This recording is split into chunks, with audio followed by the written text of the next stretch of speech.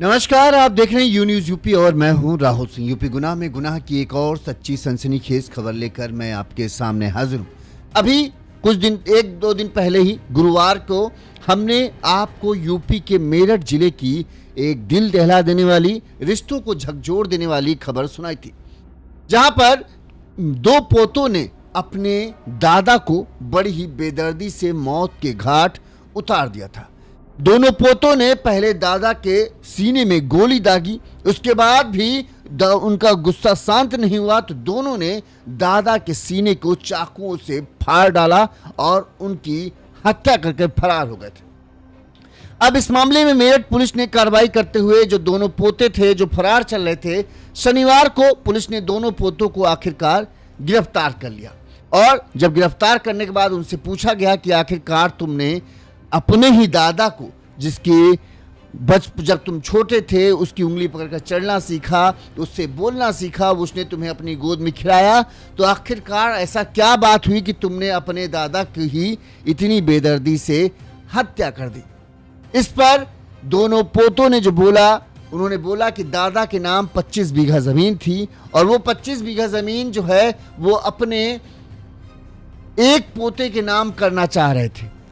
हमारा लोगों का वो था कि अगर आपको जमीन देनी है तो सबको बराबर दो, वरना किसी को मत दो। लेकिन दादा अपनी जिद पर अड़े थे और जल्द ही दादा अपने हिस्से की जमीन जो है अपने मरे हुए बेटे के नाम, यानी अपने पोते के नाम करना चाहते हैं, जिसका पिता नहीं है। और इसी वजह से, इसी दुश्मनी में आकर हमने दादा की हत्या कर दी, क्योंकि हमारे पास कोई और चारा नहीं बचा। कहते हैं कि दुनिया में सबसे अमीर इंसान वो नहीं होता जिसके पास सबसे ज्यादा जमीन होती है, बल्कि वो होता है जिसके पास अपने होते हैं, जिसका अपना परिवार होता है। किसान विजय पाल, कहने को इनके पास कुल 100 बीघे की जमीन थी। 25-25 बीघे जमीन इन्होंने अपने 3 बेटों को दे दी थी। जमीन खूब थी, लेकिन इसके बावजूद भी विजय पाल अमीर इंसान नहीं थे, क्योंकि इनका परिवार, इनके बेटे और इनके पोते ही इनकी जान के दुश्मन बने हुए थे। माँ बाप और दादा दादी पूरी जिंदगी अपने बच्चों और पोतों के लिए मेहनत करते हैं, अपने हिस्सों की खुशियां छोड़ देते हैं ताकि आने वाली पीढ़ियां मुस्कुराती रहें। उन्हें उम्मीद होती कि बुढ़ापे में वही बच्चे, वही पोते उनका सहारा बनेंगे, उनका कंधा थामेंगे, उनकी इज्जत और विरासत को संभालेंगे। लेकिन जरा सोचिए, जब वही पोते जिनके सिर पर दादा ने स्नेह का हाथ रखा था, वही एक दिन दादा की अर्थी उठने की वजह बन जाएं, तो इससे बड़ा दुर्भाग्य भला किसी परिवार के लिए क्या कुछ हो सकता है। मेरठ के सरूरपुर थाना क्षेत्र के करनावल कस्बे में गुरुवार की रात जो हुआ उसके बारे में आपने सुना था। अब जब पुलिस ने दोनों पोतों को गिरफ्तार कर लिया, इसमें एक का नाम है सागर, जिसके पिता का नाम है राजीव उर्फ राजू, उम्र करीब 20 साल, इसने अपने दादा की हत्या की। दूसरे पोते का नाम है निक्की पुत्र शैलेंद्र, उम्र करीब 30 साल। दोनों के पास से पुलिस ने 315 बोर का तमंचा, हत्या में इस्तेमाल चाकू और बाइक को बरामद किया गया। हत्या करने के बाद दोनों बताते हैं कि दोनों पोते जो हैं हरिद्वार भाग गए थे, और जब वहां पुलिस पहुंची तब वहां से ये भागकर फिर वापस आ रहे थे, तभी पुलिस ने इन्हें दबोच लिया। इनसे जब पुलिस ने पूछा कि तुमने दादा क्यों मारा, तो इनका कहना था कि दादा ने अपने हिस्से की 25 बीघा जमीन में से 7 बीघा जमीन की वसीयत अपने मरे हुए बेटे के नाम पर कर दी थी। अगर हत्या नहीं करते तो दादा अपनी पूरी जमीन उसी पोते के नाम पर कर देते, और हम भला ये सब कैसे बर्दाश्त कर सकते थे। सोचो, एक दादा ने 100 बीघा जमीन थी, 25 बीघा बड़े बेटे को दी, 25 बीघा मंझले बेटे को दी और 25 बीघा सबसे छोटे बेटे को दी, और 25 बीघा जमीन करीब करीब अपने पास रख ली, ठीक अपने बुढ़ापे के लिए। मंझले बेटे की मौत हो जाती है। पिता को, मंझले बेटा का परिवार जो है, उसके 2 बेटे थे, उसकी पत्नी थी। पिता जो है वो और उसकी पत्नी, वो मंझले बेटे के परिवार के साथ रहने लगता है, क्योंकि अब उनके घर पर कोई बड़ा शख्स नहीं था। अब ऐसे में अगर एक बुजुर्ग आदमी उस परिवार को अपने हिस्से की जमीन दे रहा है, जो उनकी बुढ़ापे में सेवा कर रहा है, तो भला इसमें किसी को क्या दिक्कत हो सकती है। लेकिन जो ये दोनों पोते थे, एक बड़ा बेटे का लड़का और एक छोटे बेटे का लड़का, दोनों को दिक्कत ये थी कि तुम जमीन उनको दे क्यों रहे हो। जब चाचा खत्म हो गए तो इनका हिस्सा यहां से खत्म हो जाता है और तुमको देना है तो सबको दो। मतलब सेवा बुढ़ापे कितना बुरा होता है सबको पता है। बुढ़ापे में सेवा करे वो लोग और संपत्ति में हिस्सा सबको चाहिए। सेवा करना कोई नहीं चाहता, लेकिन पैसा और संपत्ति में हिस्सा सबको चाहिए। ये है इनकी कलयुगी सोच, क्योंकि कुछ मेहनत से तो कमाया नहीं, मिल रहा है तो ऐश कर रहे हैं, और भी मिल जाए तो इससे बुरा क्या अच्छा क्या होगा। चलिए अब हम आपको पहले पूरी खबर विस्तार से बताते हैं ताकि आपको पूरा घटनाक्रम समझ में आए और क्या क्या कैसे हुआ, गुरुवार की रात क्या हुआ, फिर कैसे पुलिस इन तक पहुंची, ये सब भी हम आपको विस्तार से बताते हैं। जैसा कि हमने आपको बताया, ये घटना जो है यूपी के मेरठ जिले के सरूरपुर थाना क्षेत्र के करनावल कस्बे की है। यहाँ पर जो है किसान विजयपाल का घर है। किसान विजयपाल, इनकी पत्नी है, किसान की विजयपाल की उम्र करीब है 82-83 साल है। इनकी पत्नी विजय जो है वीरमती, इनकी उम्र करीब 77-75-80 साल के आसपास इनकी भी है। ठीक, तो ये लोग जो हैं अपने मंझले बेटे के परिवार के साथ रहते हैं। अब पहले हत्या वाले दिन की हम बात बताते थे। इसी गुरुवार की रात को खाना खाने के बाद विजयपाल गांव के चौपाल पर पहुंचे। यहां पर दो गांव वाले पहले से बैठे थे। इस चौपाल पर कुर्सी डालकर विजयपाल बैठते हैं और हुक्का जो अमूमन होता है मेरठ में गांव में आपको देखने मिल जाए, हुक्का गुड़गुड़ाने लगते हैं। इस दौरान जो है विजयपाल के दो पोते, सबसे बड़े बेटे का लड़का निक्की और सबसे छोटे बेटे का लड़का सागर, ये दोनों चेहरा ढक कर जो है वहीं चौपाल पर पहुंचते हैं। इन्होंने अपना चेहरा ढका हुआ था, इन्हें लगता था कोई इनकी पहचान न कर पाए, लेकिन जिन्होंने छोटे से लेकर बड़े होने तक तुम्हें अपनी आंखों से देखा होगा, भला वो कैसे तुम्हें नहीं पहचान पाएंगे। ये वहां पर पहुंचते हैं। दादा विजयपाल कुछ कहते या बोलते इससे पहले दोनों तमंचा निकालते हैं और विजयपाल पर गोलियां दाग देते हैं। गोली लगने से विजयपाल जो है वहीं जमीन पर गिर जाते हैं। इस दौरान अफरा तफरी मच जाती है। जो गांव के लोग चौपाल में बैठे थे वो अपने अपने घरों तरफ भाग निकले। इस दौरान लोग अपने घरों से, खिड़कियों से, दरवाजों से देख रहे थे किस तरह से विजयपाल की उसके दोनों पोतों ने बेदर्दी से हत्या की। कहते हैं कि गोली लगने के बाद विजयपाल जमीन पर गिर गए, लेकिन इस दौरान उनकी सांसें चल रही थी। इसके बाद पोतों को लगा कहीं विजयपाल की सांस से विजयपाल बच ना जाए, इन्हें अस्पताल ले जाए, लिहाजा फिर उन्होंने चाकू निकाला और चाकू से विजयपाल के ऊपर ताबड़तोड़ वार किए और इस कंडीशन में पहुंचा दिया कि विजयपाल की मौके पर ही मौत हो गई। इस दौरान हंगामा मच गया, गोली चलने की आवाज आई तो लोगों को भी, गांव के लोग जो है चौपाल की तरफ दौड़ पड़े। जब दोनों को लगा कि गांव वाले आ रहे हैं तो लिहाजा दोनों जो है विजयपाल को वहीं तड़पता हुआ छोड़कर भाग गए। लोग पहुंचे तो लोगों को लगा शायद इनमें सांस चल रही है, तो उन्हें तुरंत ही अस्पताल की तरफ लेके जाते हैं। लेकिन अस्पताल में डॉक्टर जांच करते ही, अब 85-86 साल का आदमी इतने वार कैसे झेल सकता है, डॉक्टरों ने विजयपाल को मृत घोषित कर दिया। इसके बाद पुलिस को जानकारी दी जाती है। पुलिस मौके पर पहुंचती है और पुलिस जांच पड़ताल शुरू करती है। जो विजयपाल के पुलिस जांच के दौरान जो है, चूंकि गांव थोड़ा संपन्न गांव था, आसपास कई घरों में सीसीटीवी कैमरे लगे थे। उन सीसीटीवी कैमरे की फुटेज को पुलिस ने जांच किया तो पुलिस ने देखा कि दोनों हमलावर साफ साफ उसमें दिख रहे हैं। जिसके बाद जो गांव के लोगों ने उन दोनों की पहचान निक्की और सागर के रूप में की। पुलिस ने पूछा ये दोनों कौन हैं, तो जो पुलिस को पता चला वो हैरान कर देने वाला था। गांव वालों ने बताया ये तो इनके पोते हैं, एक बड़ा बेटे का लड़का है, एक छोटे बेटे का लड़का है। जिसके बाद पुलिस जो है इन दोनों की तलाश में जुट गई थी। 3 से 4 टीमें बनाई गई थी जो इनकी तलाश में जुटी हुई थी। अब हम आपको जो किसान विजयपाल हैं इनका परिवार का माजरा समझा देते हैं। ठीक, अब पुलिस तलाश कर रही है, अब परिवार समझ लीजिए, विजयपाल के परिवार, और ये हत्या की वजह क्या है वो हम आपको बताते हैं। जैसा कि हमने बताया, विजयपाल का जो है मकान इसी करनावल गांव में पश्चिमी चोर स्थित संपर्क मार्ग है, वहां पर इनका मकान बना है। विजयपाल के 3 बेटे थे। सबसे बड़ा बेटा शैलेंद्र, फिर दूसरे नंबर का बेटा तेजेंद्र और तीसरे नंबर का बेटा राजीव उर्फ राजू। ये 3 बेटे थे। सबसे बड़ा बेटा शैलेंद्र का एक लड़का था जिसका नाम है निक्की, जो इस हत्या में शामिल है। ठीक, दूसरे नंबर के बेटे तेजेंद्र की कुछ साल पहले मौत हो चुकी है। अब बीमारी की वजह से हुई, हादसे मुझे पता नहीं, लेकिन तेजेंद्र की मौत हो गई। तेजेंद्र की पत्नी और उसके 2 बेटे हैं, राहुल और भानु। ठीक है, ये बीच वाले का परिवार हो गया, जिसके साथ विजयपाल और उनकी पत्नी वीरमती जो हैं वो रहती थी। अब सबसे छोटा बेटा राजीव, राजीव के भी 2 बेटे हैं, बड़ा बेटा सूरज और छोटा बेटा बड़ा बेटा सागर और छोटा बेटा जो है वो सूरज। तो अब ये परिवार आपने समझ लिया। अब झगड़ा कहां शुरू होता है, सुनिए। कहते हैं कि विजयपाल के पास 80 से 100 बीघा के आसपास जमीन है। कुछ लोग कहते हैं 100 है, कुछ लोग कहते हैं 80 है, हम मान लेते हैं 100 है। 100 बीघे जमीन थी।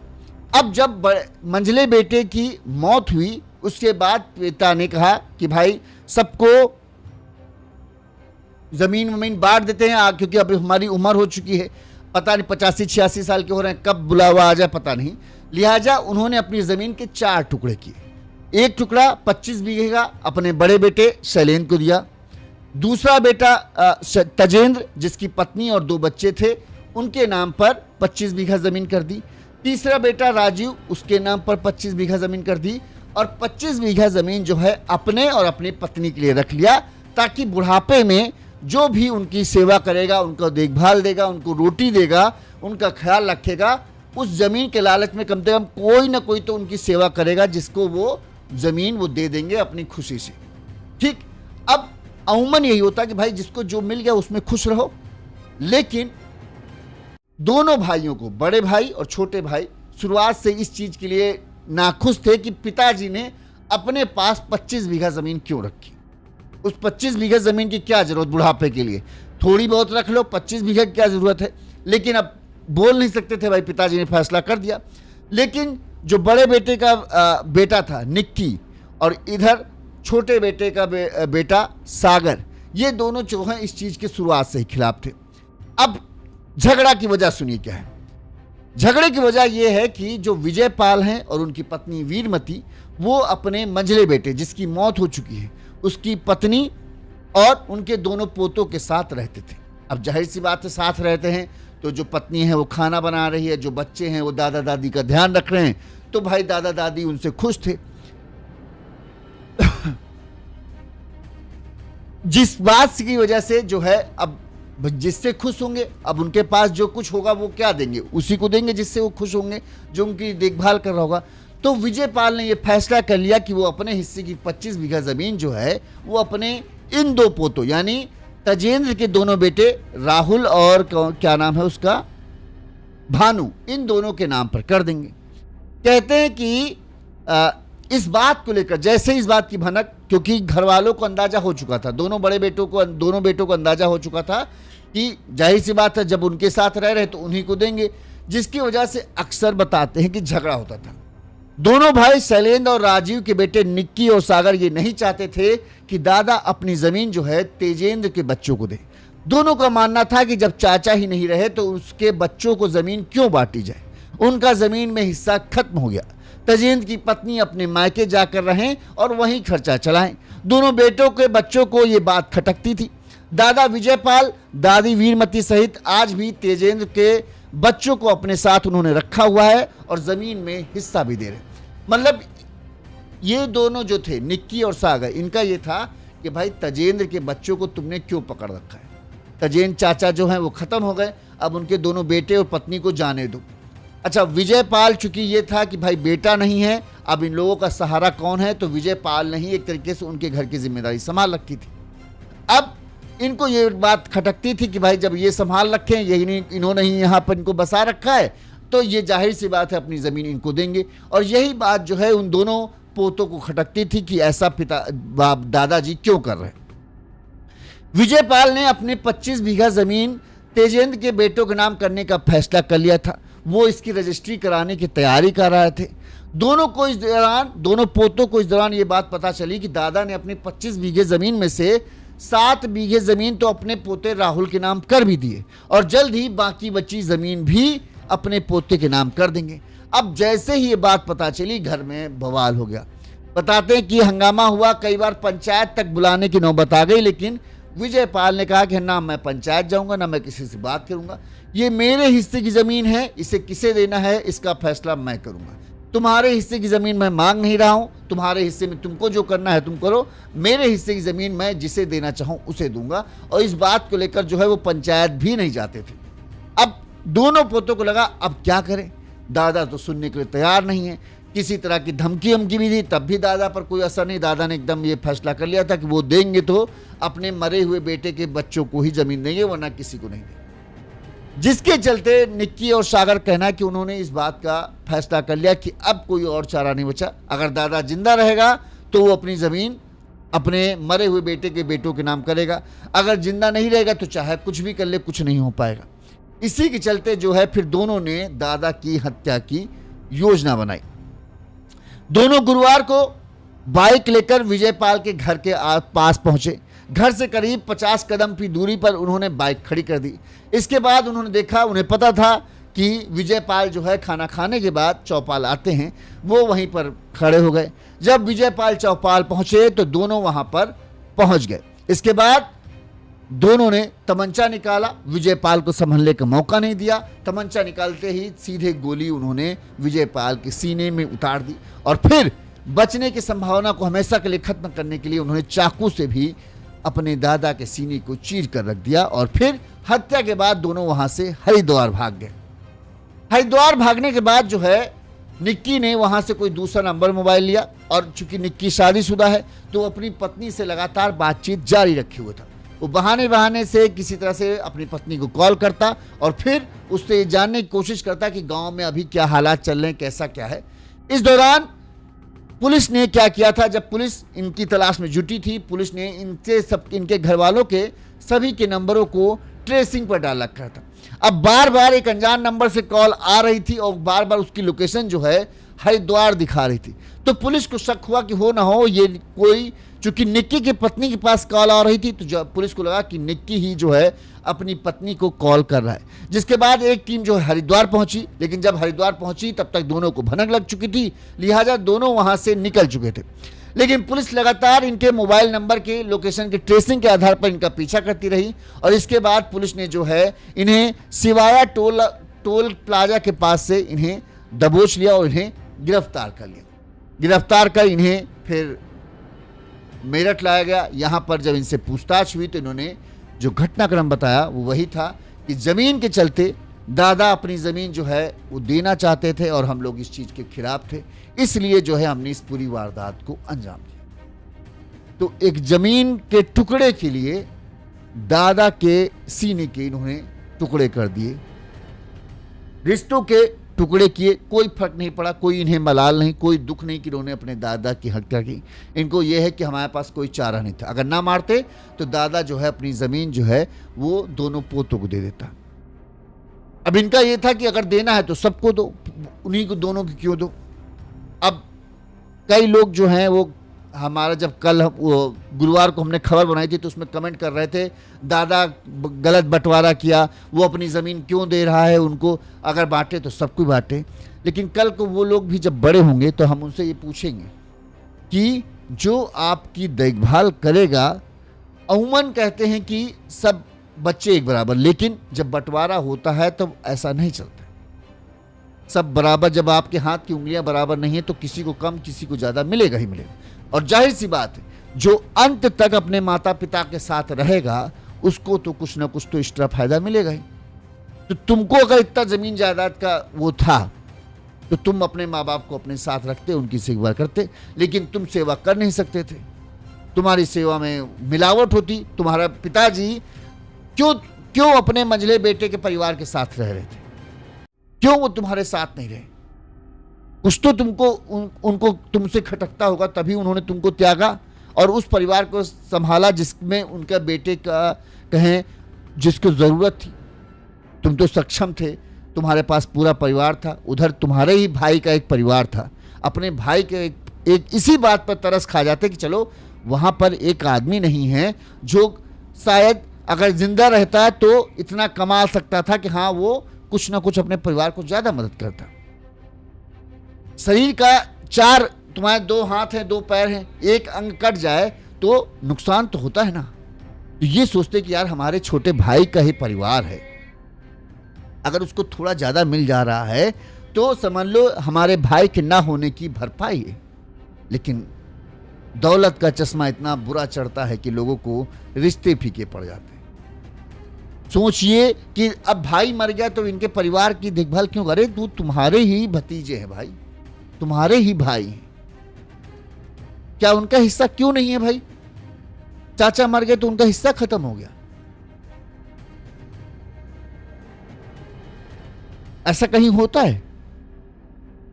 और जाहिर सी बात है, जब दादा दादी उनके साथ रह रहे हैं, वो दादा दादी का ख्याल रख रहे हैं, 85 साल की उम्र में कई सारी दिक्कतें एक बूढ़े शरीर को आने लगती हैं, उन दिक्कतों के बीच में वो व्यक्ति उनके साथ में हैं, उनकी मदद के लिए तैयार हैं, तो जो दादा के पास होगा वो तो इनाम स्वरूप उन्हें देगा ही। कल को आपके भी घर में बंटवारा होगा, वो निश्चित है।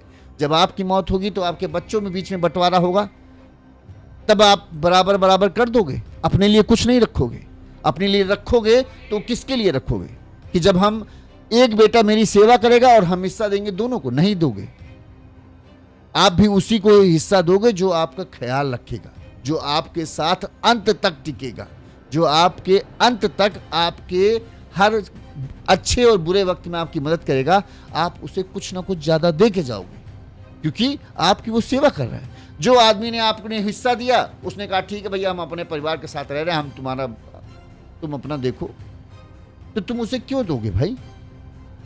जो तुम्हारे बुढ़ापे में तुम्हारी लाठी बनेगा, उसी को तो तुम इनाम दोगे कि सबको दे दोगे? और अगर सबको दे दोगे तो फिर उस बच्चे का क्या फायदा हुआ जो तुम्हारे बुढ़ापे में टॉयलेट साफ कर रहा है, तुम्हारे बिस्तर साफ कर रहा है, तुम्हारे गंदे कपड़े साफ कर रहा है? वो क्यों कर रहा है? फिर वो भी कहते भाई हमको क्या लेने देना, जब तुम सबको बांटोगे ही तो हमको भी दोगे ही, तो हम क्यों तुम्हारा वो लेथन समेटे?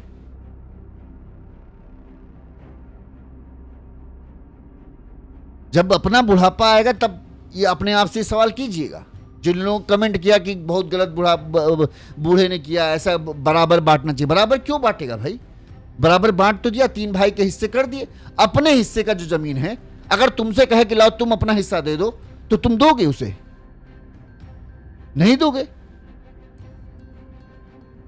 और अगर अभी वही बूढ़ा तुम्हारे बड़े होने से पहले वही जमीन बेचकर ऐश कर जाता, तब क्या कर लेते उसका? अब तुम्हारे शरीर में ताकत आ गई है, वो कमजोर हो गया, तो तुमको लग रहा है कि गलत कर रहा है। अगर वही जवानी में वो अपना हिस्सा मौज मार देता कि हाँ हम अपनी मौज करेंगे, तुम ये अपना, इनमें दम होगा तो कमाएंगे, तब जमीन हाथ ना आती, तब जिंदा ना रहते, तब मर जाते। तब क्या खवाते नहीं, क्या खाते नहीं, क्या अपने परिवार या अपने बच्चों को पालते नहीं? तब भी पालते। जिनके पास जमीन नहीं है, क्या उनके परिवार जिंदा नहीं है? वो अपने बच्चों को पाल पोष रहे हैं और अच्छी शिक्षा दे रहे हैं। जमीन के भरोसे नहीं बैठे कि जमीन हमको मिलेगी बाप से तभी हम अपना परिवार पाल पाएंगे। 1 बीघा जमीन कम हो गई तो इसका मतलब यह है कि बाप मेरा दुश्मन हो गया। बाप ने तुमको इतना पाल पोस कर बड़ा किया, यही गलत किया ना। उसने अब उसको जवानी में ही उसको ऐश कर डालनी होती तो बढ़िया रहता, तब खुश होते हाँ मेरा बाप बढ़िया है, हमारे लिए कुछ छोड़ा ही नहीं। आज जब वो अपने बुढ़ापे पहुंच गया कि भाई चलो ठीक है, हम सबको बराबर बराबर दे रहे हैं, और जो एक जमीन का टुकड़ा मेरे पास मैंने अपने लिए रख लिया है, वो मैं जिसके जो मेरा देखभाल करेगा, जिसके साथ मैं रहूंगा, मैं उसको दूंगा। इसमें क्या दिक्कत है भाई? किसी को तुमको दिया ना तुम्हारा हिस्सा, तो तुम्हारा हिस्सा तो नहीं छीना ना। 4 हिस्से लगाए, तुमको बराबर हिस्सा दिया, अब वो उसका हिस्सा है। जैसे तुम्हारे हिस्से में वो तुमसे नहीं पूछने आ रहा कि तुम अपने हिस्से में अपने किस बेटे को कितना दोगे, तुमको क्या लेना देना कि वो अपने हिस्से में किसको क्या देगा। तुम बड़े हो गए, तुम्हारा परिवार हो गया, अब तुम्हारी जिम्मेदारी अपने बाप से ये पूछने की नहीं है कि तुम अपने हिस्से में हमको क्यों नहीं दे रहे हो। तुम बताओ, तुमने इतने बड़े होने के बाद अपने बाप को आज तक क्या दिया? अगर कुछ दिया हो तो उससे बोलो जाके, अगर नहीं दिया तो तुम्हारी इतना वो नहीं है कि तुम उससे कह सको कि अपना हिस्सा भी हमको दो। बहरहाल अब पुलिस ने इन दोनों को पकड़ लिया है, पछतावा नहीं है। उनका कहना है कि भैया दादा जमीन नहीं दे रहे थे, मार डाला, अब हिस्सा बराबर बढ़ जाएगा, खुश। एक दादा ही तो मरा है, क्या बात है। जमीन के लिए अक्सर लोग मरते रहते हैं, दादा मरते हैं, चाचा मरते हैं, कल को इनमें से भी कोई मरेगा जमीन के लिए ही। जब ये किसी की हत्या कर सकते हैं तो आगे चल के क्या भाई भाई में टकराव नहीं होगा? तब फिर ये एक दूसरे को मार देंगे, इसी तरह चलता रहेगा, जमीन वहीं रह जाएगी। इस खबर पर आपकी क्या राय, कमेंट करके जरूर बताइएगा। इसी तरह से तमाम बड़ी खबरें हम आप तक पहुंचाते रहेंगे। देखते रहिए यून्यूज़ यूपी। नमस्कार।